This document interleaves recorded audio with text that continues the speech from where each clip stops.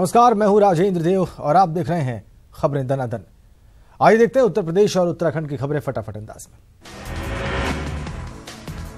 CM Yogi Adityanath का आज वाराणसी दौरा है। यहां पर सीएम संत रविदास मंदिर और गोवर्धन सत्संग स्थल जाएंगे और आयुक्त सभागार में जिले की कानून व्यवस्था और विकास कार्यों की समीक्षा करेंगे। मंगलवार को हुई यूपी कैबिनेट की बैठक में 9 अहम प्रस्तावों पर मुहर लगी है। सरकार की ओर से भूमिगत ऑप्टिकल फाइबर बिछाने वाली कंपनी को पुनर्निर्माण की इजाजत दे दी गई है। दैवीय आपदा से प्रभावित गरीबों को मुफ्त घर देने के प्रस्ताव को भी मंजूरी मिल गई है। कैबिनेट ने 8वीं क्लास तक की किताबों की प्रिंटिंग और पब्लिकेशन नीति को मंजूरी दे दी है। इसमें अब मिली पल्प युक्त पेपर का इस्तेमाल किया जाएगा और बसों में स्पीड कंट्रोल डिवाइस लगाने के प्रस्ताव को कैबिनेट ने पास कर दिया है। इसके अलावा बलिया में 400 किलोवाट के बिजली उपकेंद्र को भी कैबिनेट की मंजूरी मिल गई है।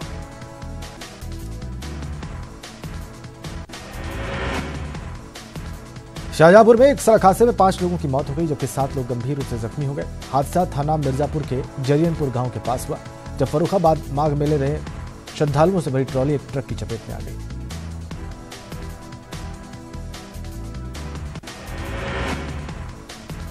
शामली में पुलिस और बदमाशों के बीच हुई मुठभेड़ में 2 बदमाश संजू और भूरा पकड़े गए हैं। दोनों बदमाशों के पैर में गोली लगी है। घायल बदमाशों को झिंझाना सीएचसी में भर्ती कराया गया है और उन पर कई मुकदमे दर्ज हैं। कानपुर में पुलिस मुठभेड़ में शातिर लुटेरा अजय गुप्ता घायल हो गया। पुलिस ने घायल अपराधी को हैलेट हॉस्पिटल में भर्ती कराया है। लुटेरे के पास से एक तमंचा और कई कारतूस बरामद हुए। वहीं उसके पास से लूटी गई इंडिगो कार भी बरामद हुई है। अमेठी के जगदीशपुर कस्बे में मंगलवार को दिन दहाड़े 6 बदमाशों ने एसयूवी पर बम और गोलियां बरसाकर अशफाक नाम के युवक की हत्या कर दी। हालांकि 2 हमलावरों को लोगों ने पकड़कर पुलिस के हवाले कर दिया, जबकि अन्य 4 मौके से भाग निकले। इधर अमेठी एसपी ने मामले में लापरवाही बरतने पर एसओ जेबी पांडे को लाइन हाजिर कर दिया है। वहीं मामले में 5 नामजद और 2 अज्ञात लोगों के विरुद्ध मुकदमा दर्ज कर दिया गया है।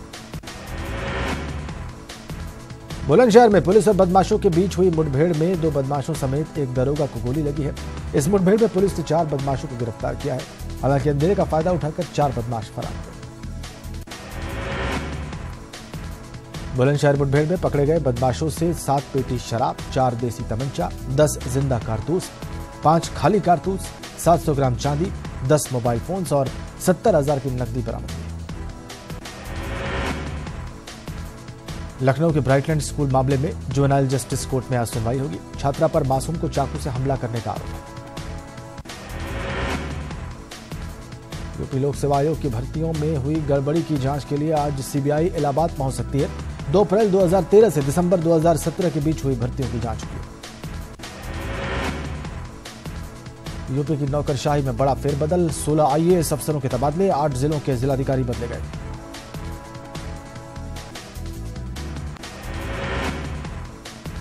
मशहूर फिल्मकार सतीश कौशिक ने सीएम योगी पर फिल्म बनाने की इच्छा जाहिर की है। कौशिक मंगलवार को सचिवालय में प्रमुख सचिव सूचना अवनीश अवस्थी से मिलने आए थे।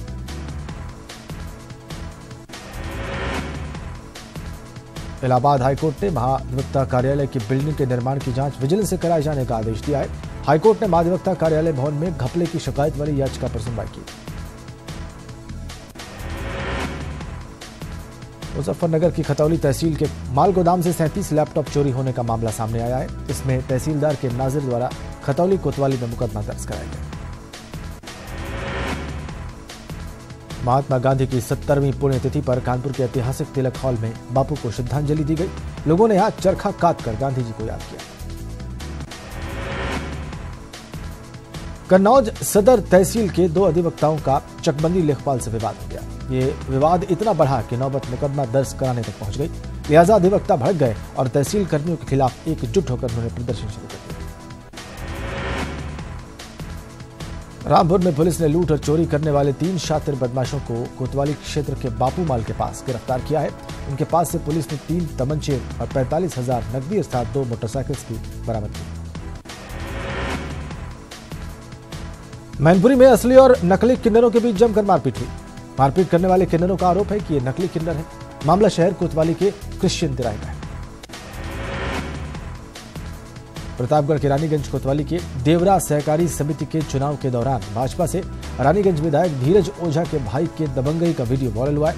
देवरा सहकारी समिति के अध्यक्ष पद के लिए नामांकन कराने आए प्रत्याशी राकेश तिवारी का विधायक के भाई ने अपने बुजुर्गों के साथ भारी पुलिस बल के सामने ही समिति परिसर से उसे अगवा कर लिया। इधर सूचना पाकर मौके पर पहुंची पुलिस और विधायक के समर्थकों के बीच नोकझोंक हुई। वहीं नामांकन का समय खत्म होने के बाद अगवा प्रत्याशी राकेश तिवारी को छोड़ दिया गया। अब पुलिस प्रशासन तहरीर न मिलने का बहाना बना रहा है।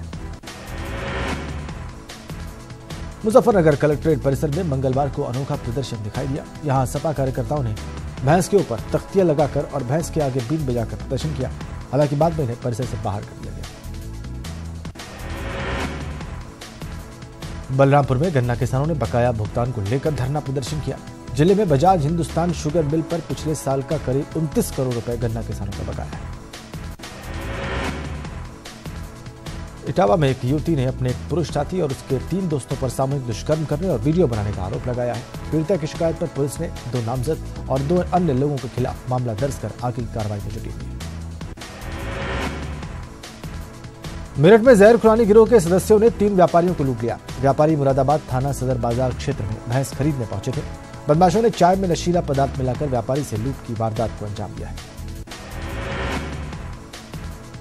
बाराबंकी में दहेज की मांग पूरी न होने पर एक विवाहिता की गोली मारकर हत्या कर दी गई। घटना थाना मोहम्मदपुर खाला इलाके के गांव शिवराजपुर की है। पुलिस ने मामला दर्ज कर दिया है और कार्रवाई शुरू कर दी। बाराबंकी के किसान गुलाब की खेती कर कम लागत में अधिक मुनाफा कमा रहे हैं। किसान 30 से 45 हजार की लागत में 4 से 5 लाख रुपए सालाना मुनाफा कमाते हैं। गुलाब की बुआई एक बार की जाती है और फिर इसकी कलम 20 साल तक लगातार उपयोग में लाई जा सकती है। मेरठ में एक दंपत्ति ने ज्वेलरी की दुकान के कीमती सामान पर हाथ साफ कर दिया। हालांकि दंपत्ति की करतूत सीसीटीवी में कैद हो गई। थाना गंगानगर की पुलिस ने मामला दर्ज कर चोरों की तलाश शुरू कर दी।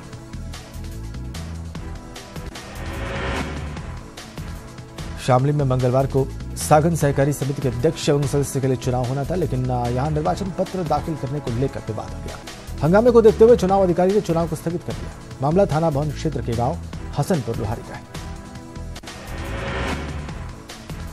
सुल्तानपुर में बीती रात एक निजी स्कूल के वाहन चालक की निर्मम हत्या कर दी गई। कादीपुर कोतवाली के मुड़ीला रोड पर शेखपुर गांव के किनारे इस युवक का शव मिला। मेरठ के मुंडाली के जंगल में नंगलामल निवासी तबस्सुम की हत्या से पर्दा उठ गया है। आरोपी ने शहजाद ने एसपी कार्यालय पहुंचकर आत्मसमर्पण कर दिया और जन का इकबाल भी कर लिया। रामपुर की पुलिस जो 24 घंटे में लापता भैंस को तलाश लेती है, लेकिन पिछले 1 सप्ताह से आगापुर के मजरा गांव के निवासी के लापता व्यक्ति को नहीं ढूंढ पा रही है। अब फरियाद लेकर कलेक्ट्रेट पहुंचे लोगों को बाहर निकाल दिया गया। फतेहपुर में एक बेटे ने नौकरी हथियाने के लिए अपने पिता को जान से मारने की कोशिश की है। घटना बलवा थाना इलाके में मौजूद बरमतपुर गांव की है। पुलिस ने मामला दर्ज करके आरोपी की तलाश शुरू कर दी। फिरोजाबाद जनपद की सिरसागंज थाना पुलिस ने एक हिस्ट्री शीटर समेत 3 लुटेरों को गिरफ्तार किया है। लुटेरों के पास से पुलिस को कुछ असलहे भी मिले हैं। गाजियाबाद के पटेल नगर में बदमाशों ने एक कारोबारी को गोली मारकर जख्मी कर दिया। आशंका है कि बदमाशों ने लूट के इरादे से इस वारदात को अंजाम दिया था।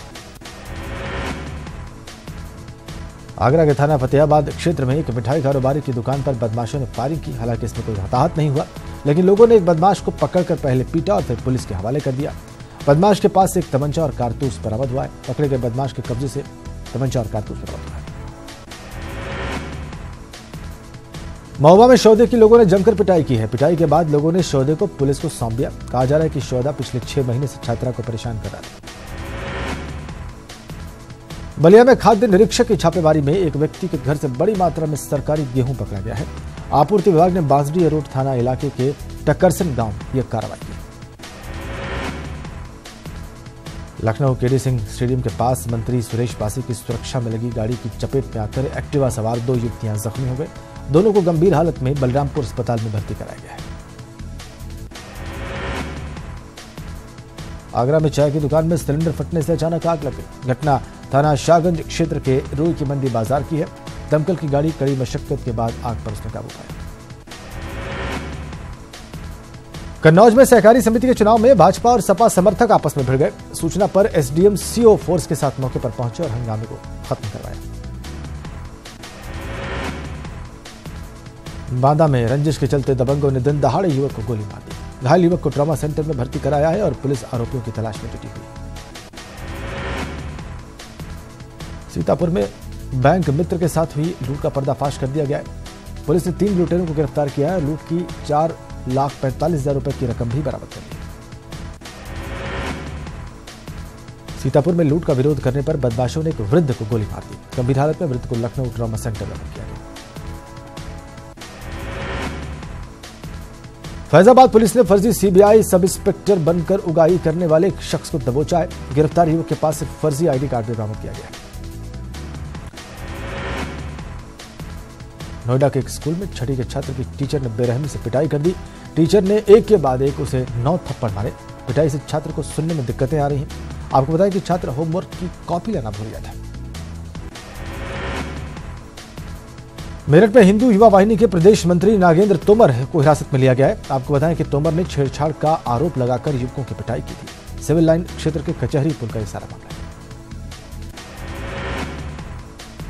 कासगंज के वज्रनगर में पुलिस घर घर तलाशी अभियान चला रही है। अलीगढ़ के आईजी के नेतृत्व में चंदन हत्याकांड के मुख्य आरोपियों के घर का ताला तोड़कर तलाशी ली गई। कासगंज हिंसा के आरोपियों की संपत्ति कुर्क करने के आदेश जारी कर दिए गए हैं। मंगलवार को मामले में फरार चल रहे तीनों आरोपियों समेत 12 लोगों की संपत्ति कुर्क करने के नोटिस लगाए गए। मुगलसराय जीआरपी ने चेकिंग के दौरान एक युवक के पास से 13 किलो सोना बरामद किया है। पकड़े गए सोने के बिस्किट की कीमत करीब 4 करोड़ बताई जा रही है। और अब खबर उत्तराखंड से। दिल्ली में सीएम त्रिवेंद्र सिंह रावत ने केंद्रीय कृषि मंत्री राधा मोहन सिंह से मुलाकात कर जैविक खेती पर चर्चा की और 2600 करोड़ के प्रस्ताव को मंजूर किया। मुख्यमंत्री त्रिवेंद्र सिंह रावत ने भी एक साथ चुनाव कराए जाने के समर्थन में बात की है। सीएम ने राष्ट्रपति के बयान का समर्थन करते हुए राष्ट्रपति की अपील को सराहनीय बताया। उत्तराखंड विधानसभा के बजट सत्र गैरसैंण में आहूत होगा। राजभवन से अनुमति मिलने के बाद नोटिफिकेशन जारी किया जाएगा। सीएम त्रिवेंद्र रावत आज काशीपुर को करोड़ों की सौगात देंगे और रेलवे फ्लाईओवर का शिलान्यास भी करेंगे। मुख्यमंत्री के साथ कई कैबिनेट मंत्री भी मौजूद हैं। उत्तराखंड वन विभाग को आज नया चीफ मिल जाएगा। वर्तमान चीफ राजेंद्र महाजन आज सेवानिवृत्त हो जाएंगे। उनकी जगह 1983 बैच के आईएफएस अफसर जयराज होंगे। हरिद्वार के सिविल जज सीनियर डिवीजन द्वारा नाबालिग बच्ची के शोषण और मारपीट के मामले में मंगलवार को पुलिस ने बच्ची के 164 के बयान अपर जिला जज की कोर्ट में दर्ज कराए। वहीं बयानों की रिपोर्ट हाईकोर्ट को भेज दी गई है। अब पुलिस हाईकोर्ट के आदेश का इंतजार कर रही है। ऋषिकेश के मुखर्जी मार्ग में एक इमारत में देर रात करीब 10 बजे मुखर्जी मार्ग में फोटोग्राफी की दुकान में आग लगने से लाखों का सामान जलकर खाक हो गया। कहा जा रहा है कि यह आग शॉर्ट सर्किट से लगी। इधर विधानसभा अध्यक्ष प्रेमचंद अग्रवाल के मौके पर पहुंचने के बाद ही आधा दर्जन फायर सर्विस की गाड़ियां मौके पर पहुंची और 3 घंटे की कड़ी मशक्कत के बाद आग पर काबू पाया जा सका। बस अड्डों को लेकर उत्तराखंड में सियासत तेज हो गई है। हल्द्वानी में आईएसबीटी की जगह बदलने से नाराज इंदिरा हृदयेश ने अनशन किया। इसमें प्रदेश कांग्रेस के कई नेता मौजूद रहे।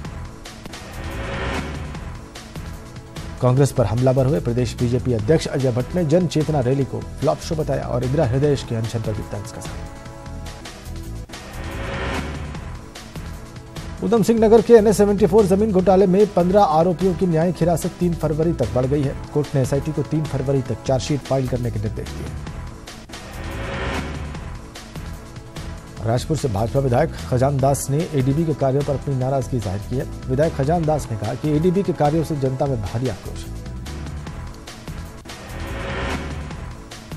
पिथौरागढ़ में तेंदुए की खाल के साथ एक युवक को गिरफ्तार किया गया है। पकड़े गए नेपाली युवक के पास से 7 फीट लंबी खाल बरामद हुई है।